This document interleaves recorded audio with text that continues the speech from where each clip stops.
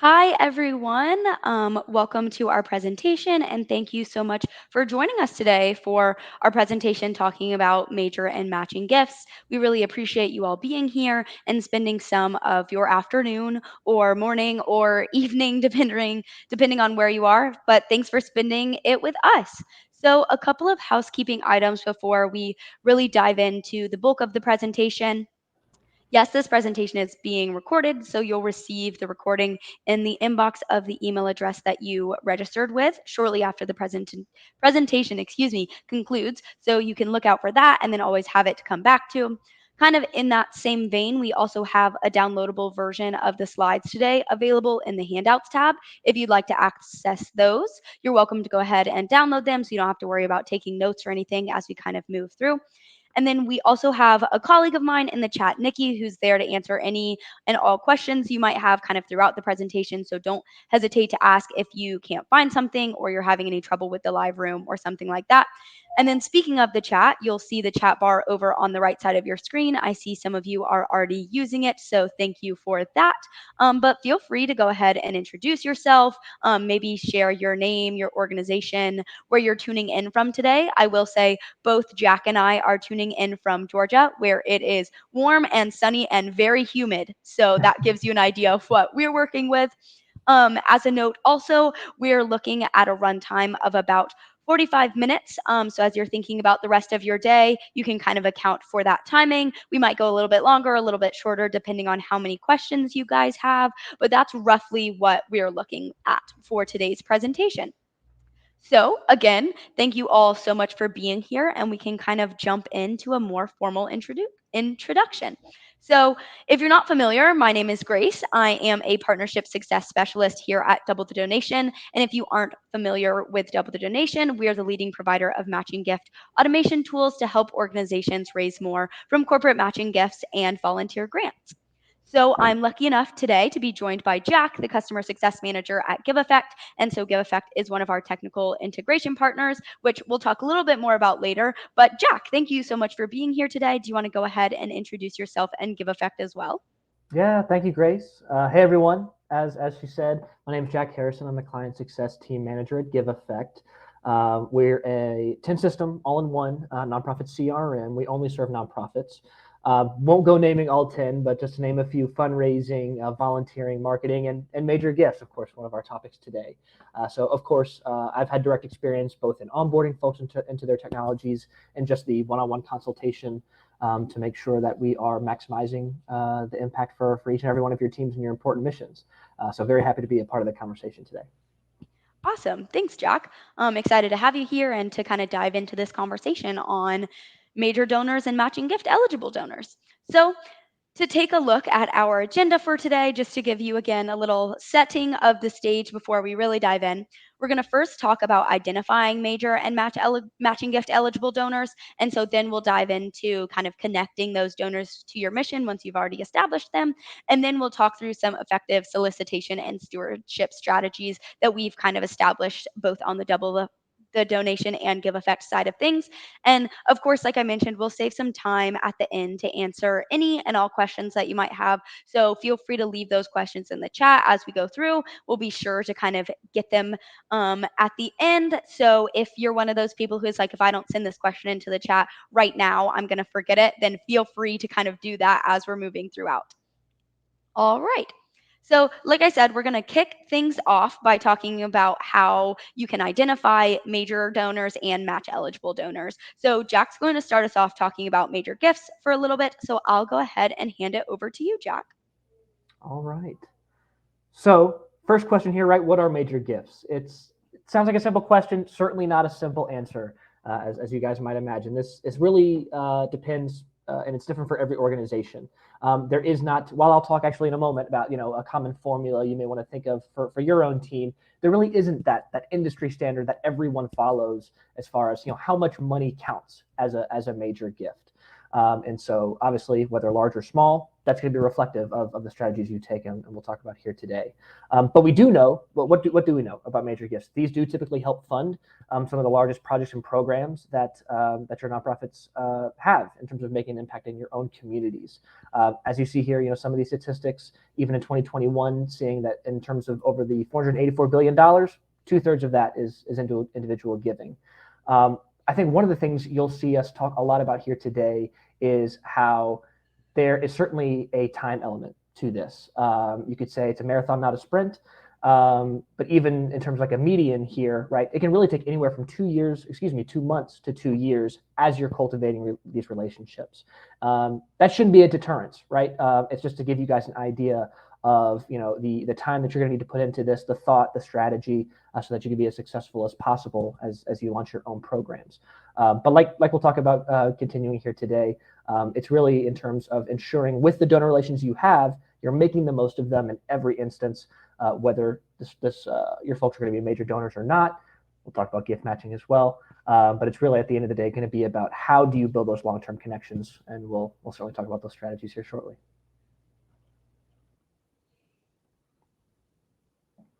Awesome. And as far as identifying major donors, right?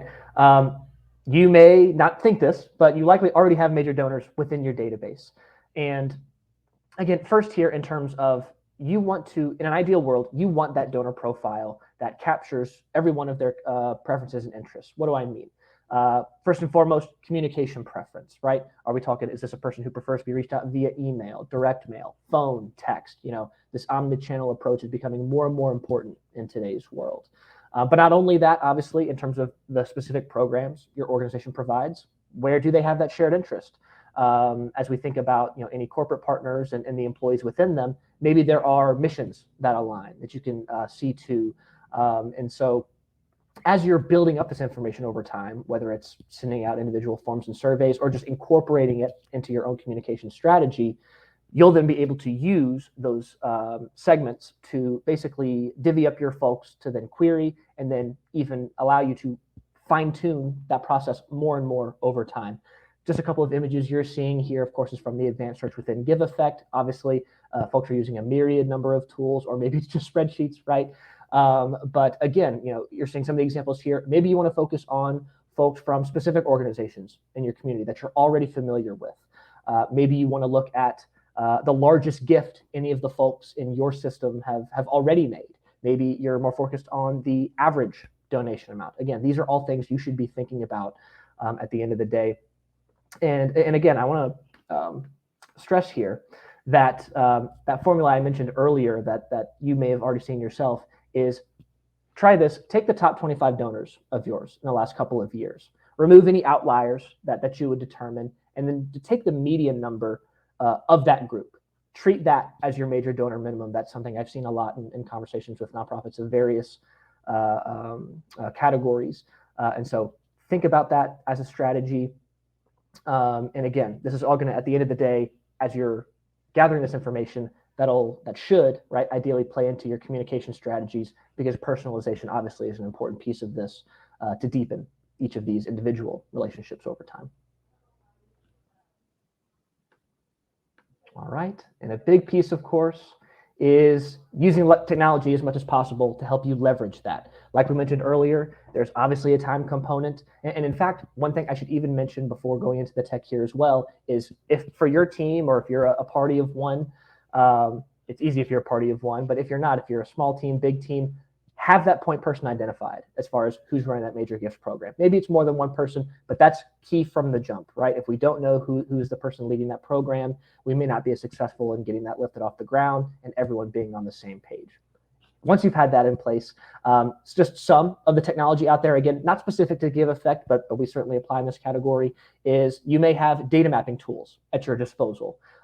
In other words, as records are entering in to your database, they're being automatically tagged with these various values, whether those are specific donor groups, right, based off of donation tiers, just one example. Or going back to when we're referencing the different preferences of folks, you can, in a lot of tools, build those questions into your existing checkout flow, right? That's going to be much easier, much more seamless, both for your team and frankly, for your supporters, because it's that one touch point of asking them that question, right? You're not following up with them after the fact. Again, taking that time out of your day, and we know that those percentages, as far as replies, do decrease, right, in those future reach outs. And then again, going forward, whether with the tools you have, having those custom reports or pre-built querying and filters, again, that's just going to save you time as you continue over the weeks, months, and years to hone your strategy. And with workflow automation, this can obviously mean a lot of different things. But again, per the technology you might be using, you may very well have a process set up where, say, a person gives over $500, that automatically leads to a more personalized message that goes to them. For instance, I've seen more and more now in recent years the personalized thank you videos, right, within the email itself, right? That personal touch, because again, especially when we're talking about major donors, that's a really important piece. You want that deepened relationship, and so putting a name and a face with the organization is only going to help you in that regard. And so these are just some of the tips you guys can think about here, whether with your existing tools or if you have that capacity to branch out into new ways. These are some key points to keep in mind. Yeah, thank you, Jack, for sharing a little bit about just major gifts and how organizations can kind of start laying the groundwork to identify those donors. I think it's important to mention that it is something that takes a little bit of time. You're not always going to be able to make one phone call and call it a day. But now we're going to talk a little bit about matching gifts as well. So, what are matching gifts? There are a few different types of matching gifts that I'm sure you're all familiar with, especially as it relates to major donors. But for the sake of today's presentation, we're going to be talking about corporate matching gifts primarily. And so, corporate matching gifts are a type of corporate philanthropy where companies financially match the charitable contributions of their employees. So, if you're thinking really specific example, let's say I work at the Home Depot, I donate $100 to my local food bank, and then I let Home Depot know about that recent donation, and Home Depot goes in and makes an additional $100 donation to my local food bank. So, there's the idea as it relates to matching gifts, but how can you go about identifying match eligible donors and making sure that you're communicating this opportunity the right way? Well, first and foremost, it starts with combating the lack of donor awareness. If you are familiar with double donation, if you've attended one of these webinars before, I'm sure you've heard this, but we see that the biggest barrier when it comes to receiving matching gift funds is that lack of donor awareness. Over 26 million individuals work at companies with matching gift programs, and yet 78% of donors have no idea whether their employer offers a matching gift program or not. So that's really what we're working to combat here in identifying match eligible donors. So, really, what you'll want to do is introduce matching gifts early and often just to ensure that your donors are aware of these opportunities and that they're equipped to take the next steps if they're eligible. So, maybe this looks like including a sleek text field or a short blurb on the donation form. That's a great way to gather this information from donors, like Jack mentioned. It's just kind of having that option to enter that information while you're on the donation form itself. And then it allows a donor also to move through the donation just like they normally would, and then still identify their employer as they're kind of moving through. So it introduces donors to matching gift. But again, it lets them focus on what they came to your website to do, which is ultimately make that gift. And so, following the donation, you can also employ matching gift follow up emails to all of your donors to provide actionable, applicable next steps or potentially a second chance at identifying their employer. So, if you already know where a donor works or they told you during the donation process with that sleek text field that we just talked about, then you can always send a follow up with actionable next steps based on what you know about the donor. So, if we're going back to my Home Depot example, and I say, okay, I work at Home Depot, I told you that, then you can send kind of a follow up email with that most applicable information to make sure I'm able to take my next steps. But if you don't know where a donor works, then following up after the donation is a great place to ask as well. And so, one, it's a great touch point because it allows you to connect with the donor without requiring an additional solicitation. And again, if you're thinking back to combating that donor awareness, it allows you to reintroduce the idea and provide additional information and context over this email that allows them to get an even further introduction into what matching gifts are. And then, of course, it ultimately allows them to increase the impact of their donation without reaching back into their own wallet, which is, of course, always great.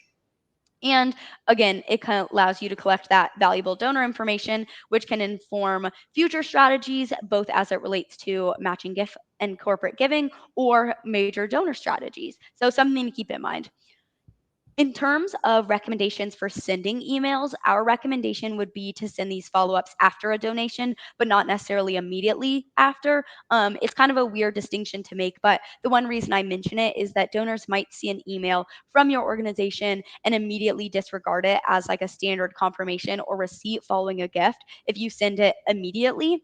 But I do think it's important to still send these because sending a matching gift reminder email in the first 24 hours after a donation actually results in a 53% open rate, which is 2 to 3 times higher than kind of the nonprofit industry average open rate. So they do have good engagement statistics associated. So, really, the main takeaway is that matching gift follow up emails are a great way to kind of further connect with a donor following a donation and then provide that information to drive more matches to completion and then ideally raise more for your organization. So ultimately, when it comes to identifying major donors and matching gift eligible donors, the idea here is to build a profile over time that has really relevant and valuable information to that donor. So building a profile over the course of, let's say, 2 months to 2 years, if we're using that median that Jack mentioned, you have time to better understand and connect with your donors. And it can also open up doors for things like major gifts or corporate sponsorships or one off matching gift programs kind of throughout the course of that relationship. And something to just kind of keep in mind is there are plenty of ways for donors to get involved with your mission, whether that's volunteering their time, volunteering their dollars, volunteering their network. But you can allow them to kind of connect and build rapport. So when the time comes for their major gift or their company to participate in a one off matching gift program that's specific to your organization, that you've already got that really strong foundation of a relationship to build off of. Jack, anything you want to add here when it comes to identifying these types of donors? Yes. First is it's really just to hammer home, if you aren't already at a place where you have tools where you can build these supporter profiles we're referring to, please start there. Have that be the first thing you do post this conversation, in my opinion, because obviously that's going to allow you to then leverage this information. If we're only working off of spreadsheets or sticky notes here, there, and everywhere else, obviously that's going to be a much more of a drag on your time, on your colleagues' time. And so start there if you're not already there. But from that, exactly as Grace said, I know we're focusing more on the individual perspective here, but obviously these can work in both directions. And what I mean by that, right, is you may not identify your potential major donors until you've had that company volunteer day, right? It's not always going to be from that individual perspective. Another thing to keep in mind as we think about employment status is folks are changing jobs more and more often, right, on average. And so you may have tools in your disposal as far as your database that allows you to track that info as it changes, and then even keep, when you think about a relationship history, seeing not only their current employer but their former employer as well.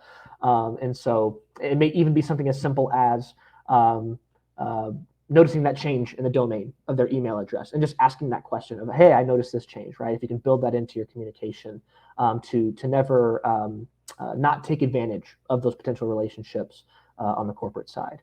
Absolutely. Yeah, that's a great point.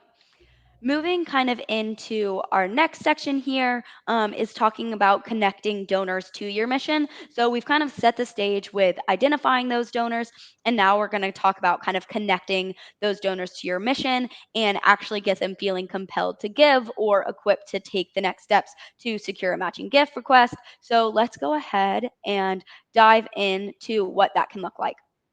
So, first and foremost, you're likely already enlisting a number of storytelling techniques and just nonprofit marketing techniques throughout your website, your social media, your other communications, whether that's phone, direct mail, so on and so forth.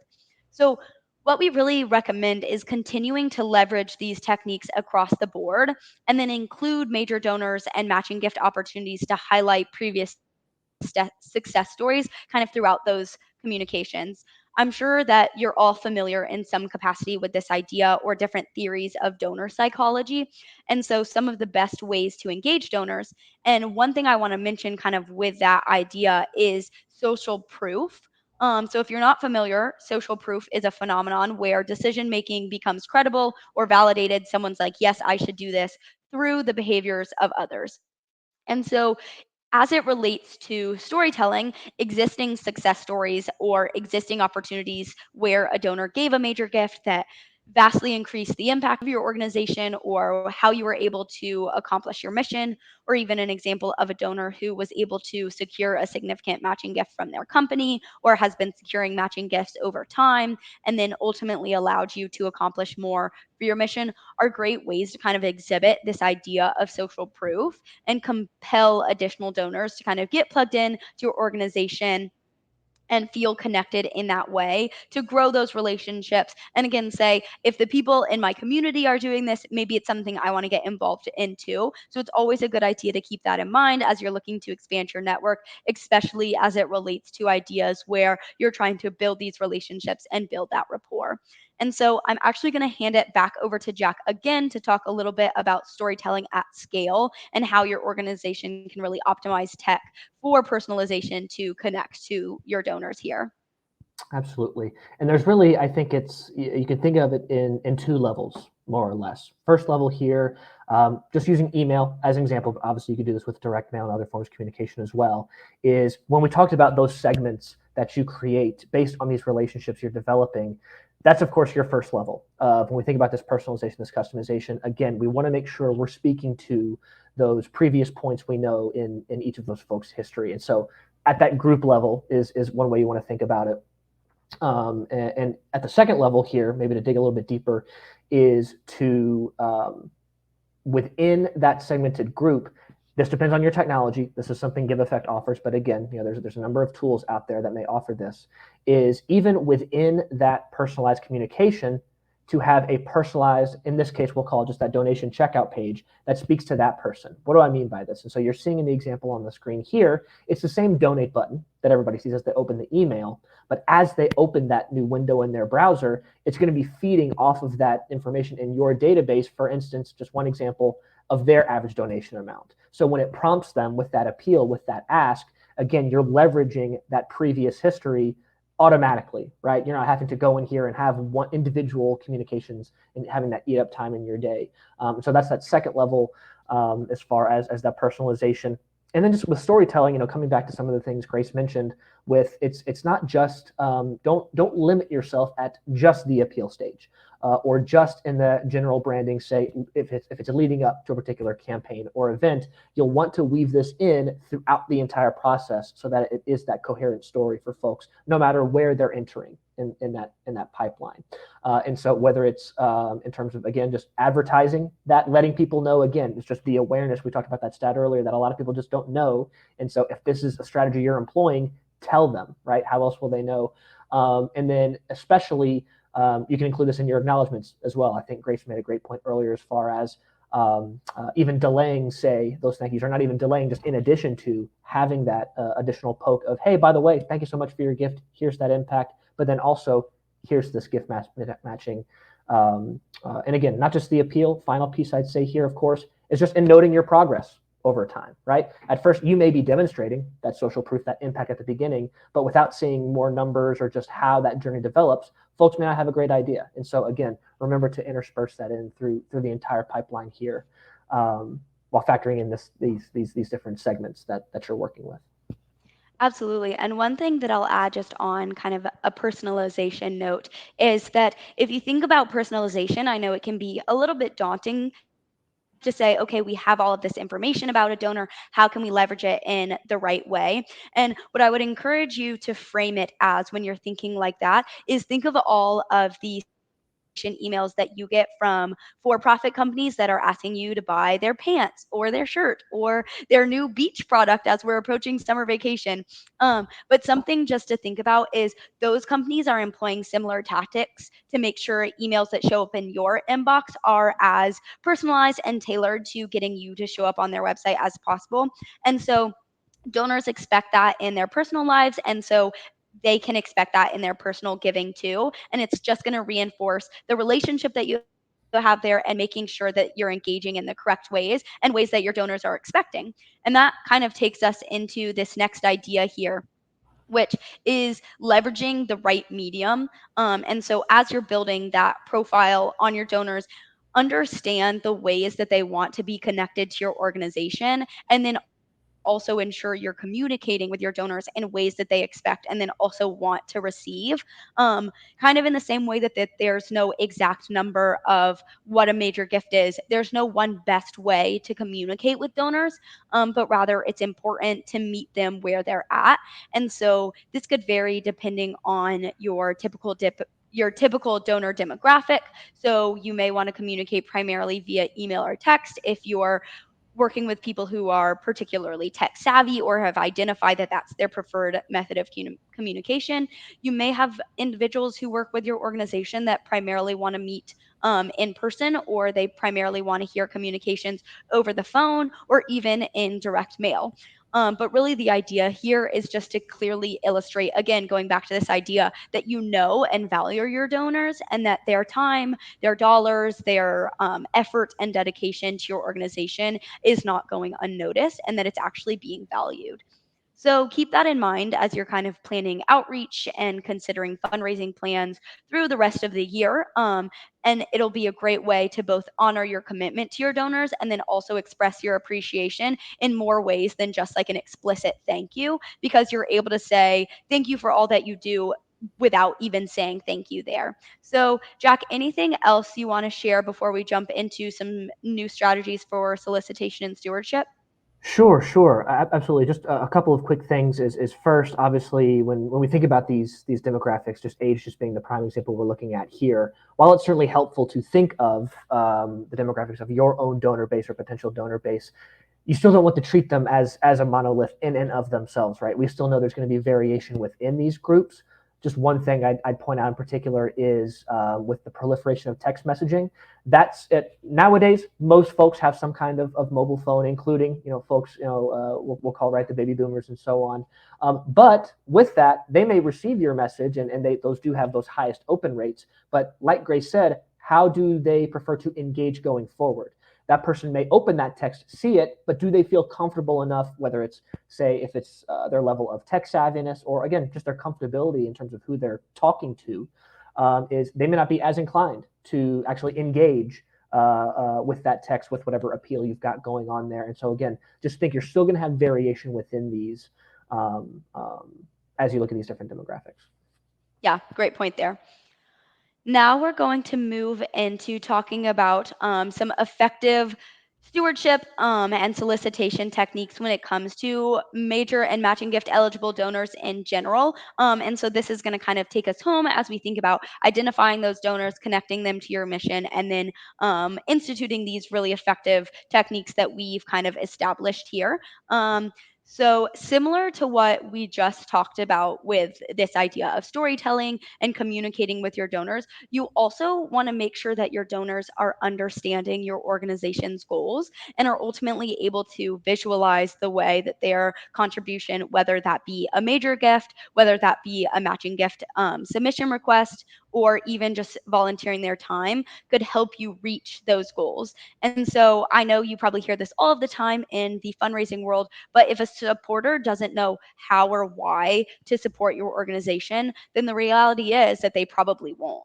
And so to combat that, we recommend clearly outlining the ways a donor can support your organization and maybe even what degree of support your organization is looking for. I think, especially as it relates to major gifts, it's important to go in and have kind of a ballpark number in mind. You don't want to sell yourself short there, but you also want to be able to say, hey, this is what we're looking for. And based off what you've given before or the ways that you've engaged with us before, we think this is a really realistic option.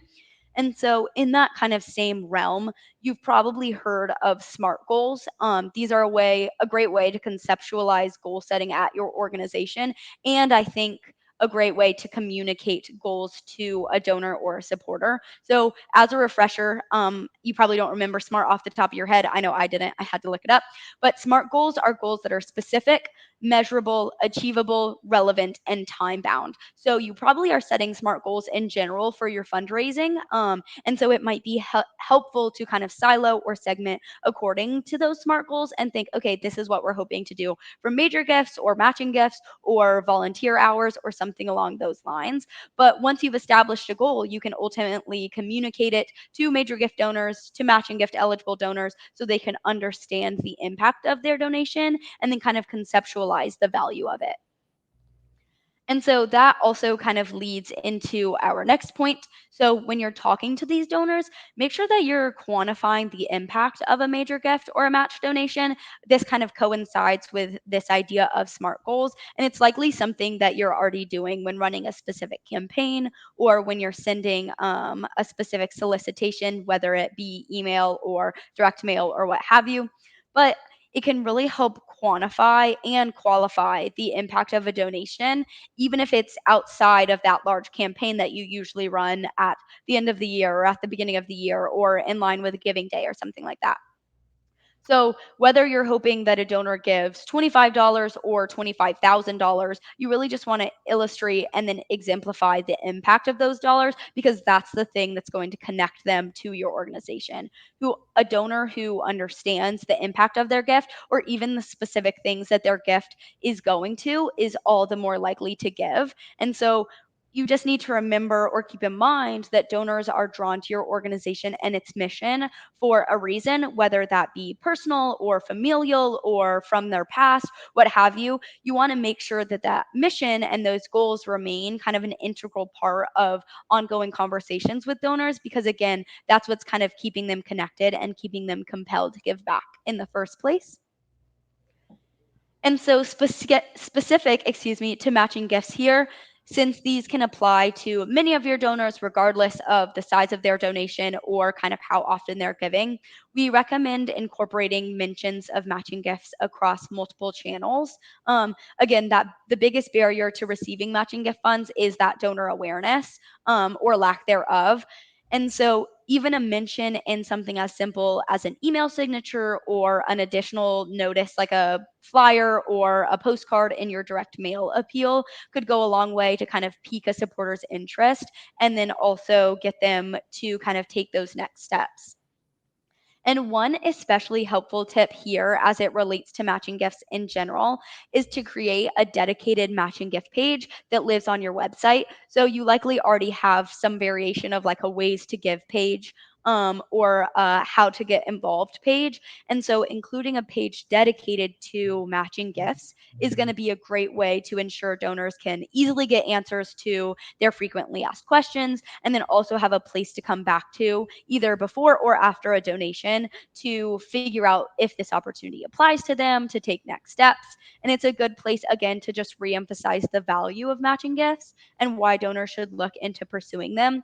If you're thinking of some like valuable frequently asked questions to have on here, one thing that I always like to recommend is your EIN number. That's often something that's asked about when it comes to a matching gift request in general that a donor may not know off the top of their head. So making that easy to find. And then also maybe some good contact information from someone at your organization, whether it's a matching gift specific person, someone who's running point on that campaign. It's always a good idea, like Jack mentioned in the very beginning, to kind of outline who is going to be responsible for what. And then that way you can always ensure that someone's there to answer those questions. And then diving into one of these suggestions just a little bit further with the idea of having this on your giving form. We mentioned this a little bit earlier, but when it comes to identifying matching gift eligible donors, we wanted to mention it again, especially because if you're using a tool like 360 Match Pro and we have an integration with Giveffect, it allows the donor to quickly identify their employer on the donation form and then be met with some actionable next steps on the confirmation page. So you can kind of see that on the side of your screen here. You can leverage the giving momentum that the donor has in that moment and then also easily provide them next steps to kind of keep, again, closing that donor awareness gap and increase the likelihood of them submitting their matching gift request. Um, Again, we want to keep this streamlined. We want to keep this simple. So, something like a sleek text field or the search tool that you see here is what we recommend. But again, going back to those tips we mentioned at the very beginning, the goal here is really to collect that information and build that donor profile while also being able to provide them next steps and kind of keep the momentum going.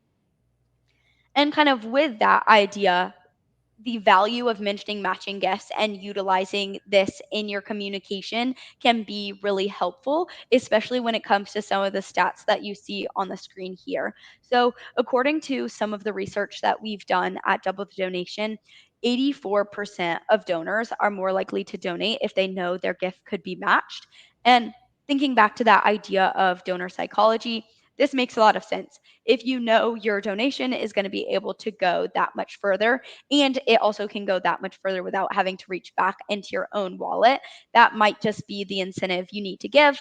And if you stumble across, let's say, a ways to give page, you find out about matching gifts and discover that you're eligible, that's a great way to say, hey, I'm here on this form or I'm here on this website right now. Let me go ahead and look at making a donation. Similarly, or in that same kind of realm, 1 in 3 donors say they would give a larger gift if their donation was going to be matched, which, again, if you're following that same kind of line of thinking, that makes sense. If a donor is looking to make the most of their support to your organization, or they're trying to increase the impact that they can have, but are trying to be wary of their own funds, increasing their original donation because they know they qualify for a match and can essentially double it makes a lot of sense. So if I'm thinking that I want to give $20, but I find out that my company is willing to match that donation, then maybe that's the incentive I need to give $50 instead. And instead of turning 20 into 40, I'm turning 50 into 100. And then the last stat that you kind of see here, 71% more donors respond to fundraising appeals that mention matching. And so as you think about your messaging and some of the different kind of tactics and techniques we've recommended today and how you want to incorporate these ideas, again, a ways to give page, or even something as simple as adding a tagline to your email footer or having that embedded on your form when you're having donors go to the form from that donate now button in the email, can have go a really long way to remind donors of matching gifts, close that donor awareness gap, and potentially increase the likelihood of their willingness to give or potentially the donation size there. So just something to keep in mind as you're kind of weighing how you want to communicate matching gifts and what that's going to look like for your organization. And then our last tip for effective stewardship and solicitation is, of course, remember to thank your donors. And I'm sure you're thinking, we always thank our donors. We know this, we do this every day.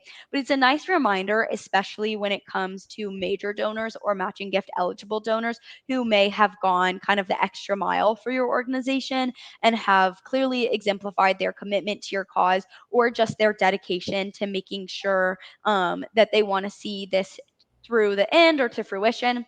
So it's always nice to send that thank you, that reminder.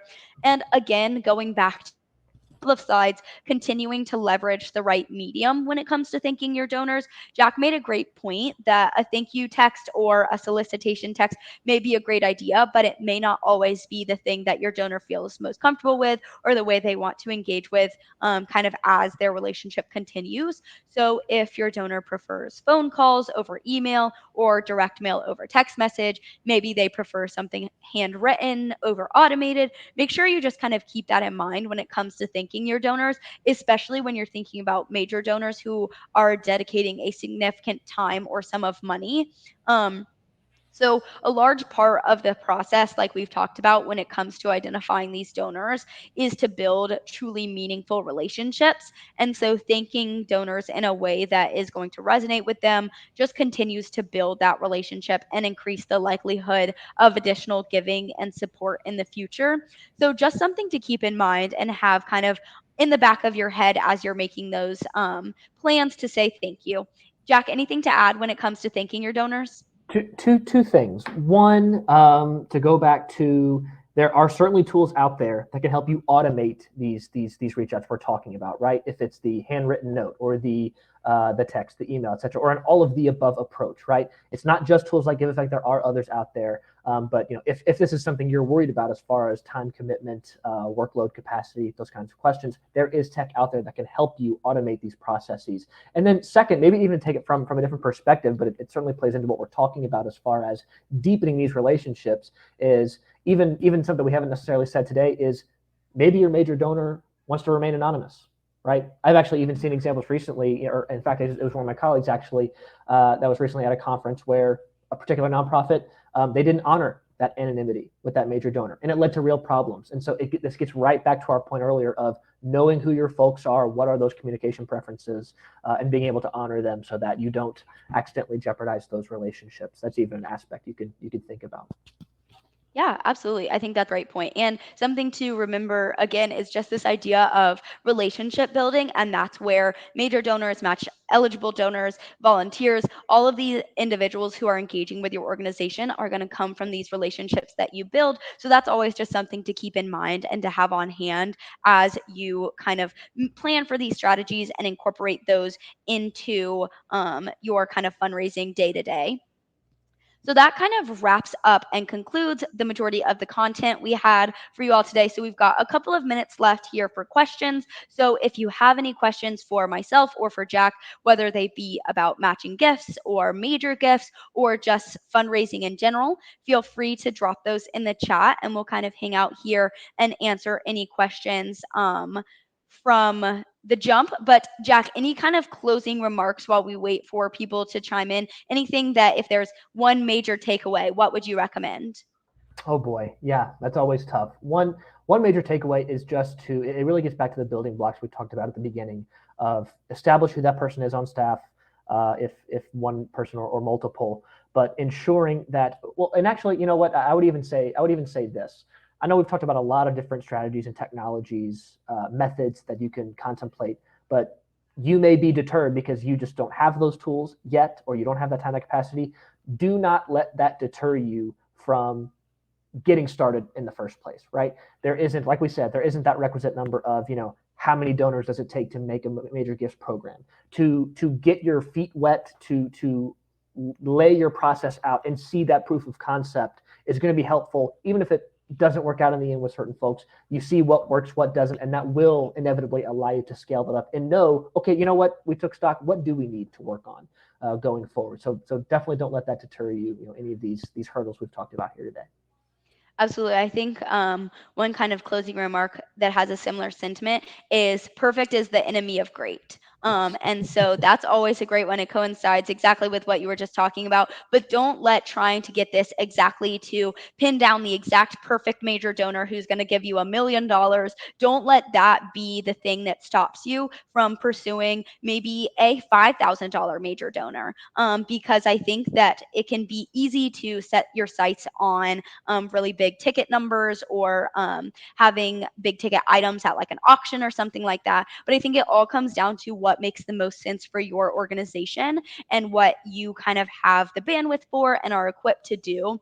So I think that's a great point that Jack made in this idea of don't be in the way of yourself. And when it comes to matching gifts in general, I think a great way to get started again is just to put those mentions out there. It doesn't have to be a full fledged out campaign. It can be something as simple as, like I said, an email footer or maybe in your email signature, a ways to give page, something like that, just to kind of get the ball rolling and then you can build from there. So you don't have to have a perfect plan and 30 steps when we start here and then we're going to end here. You can start and then grow from there. And I think that's a great idea. All right. So it looks like we don't have very many questions coming in. So I hope that this presentation was helpful for you all. Like I said, Jack and I will hang out here for just a minute or two more to make sure that we don't miss any last minute questions. But if we do hang up here and you end up saying, oh my goodness, I forgot to ask this question, or you think of it 5 seconds after we end, like I always do, then there are some contact information on the screen. So if you'd like to reach myself, if you'd like to reach Jack and the Giveffect team, there are options there as well. But thank you for spending a little bit of your afternoon with us. And Jack, thank you for being here and sharing some of your expertise. Absolutely. Thank you, Grace. Thanks everybody for joining. All right. Have a great rest of your day, everyone.